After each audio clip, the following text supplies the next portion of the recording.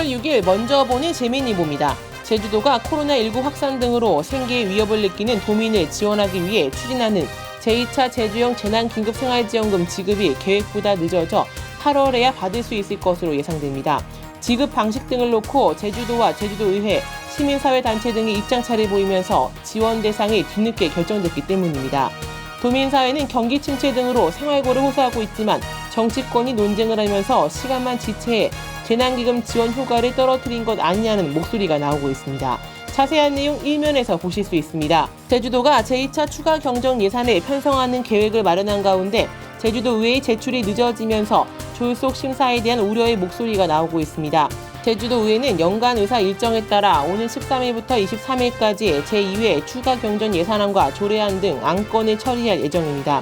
하지만 도는 부서 간 협의 등을 이유로 오는 8일 도의회에 제2회 추경안을 제출한다는 계획이어서 도의회는 주말을 포함해 5일 만에 제주도가 편성한 제2차 추경안을 분석해야 하는 상황입니다.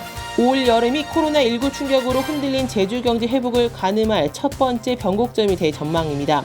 제조, 비제조업 등 제주 지역 중소기업들의 7월 전망치가 상승하고 있지만 코로나19의 산발적 지역 감염 확산과 더불어 좀처럼 살아나지 않는 소비 심리가 변수로 지목됐습니다. 인력 사정 역시 경기 회복의 발목을 잡을 공산이 큰 것으로 올 여름 고비론을 부추기고 있습니다.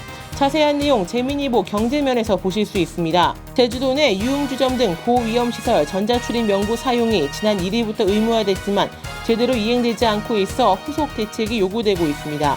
아직도 많은 도민들이 QR코드를 이용한 전자출입 명부 인증 방식을 모르는 데다 업소에서는 술 취한 손님을 상대로 QR코드 인증을 요구하기가 쉽지 않기 때문입니다. 제주도는 오는 14일까지 계도 기간을 거친 후 15일부터 QR코드 인증 도입 사용 의무화를 실시할 계획입니다.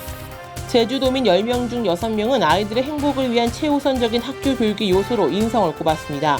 일선 학교의 해결과제 역시 인성과 존중을 중심으로 한 교육 방향을 주문했습니다. 이어 건강과 안전, 창의력, 학력 순으로 나타났습니다. 재미니부가 제주 적십자사와 공동으로 기획하는 행복한 동행 파트너로 김종식 영농조합법인 청정 대표를 만났습니다. 김 대표는 건나무 도소매 전문점을 운영하며 돈의 어려운 이웃들을 위한 정기적인 기부로 나눔 경영을 실천하고 있습니다.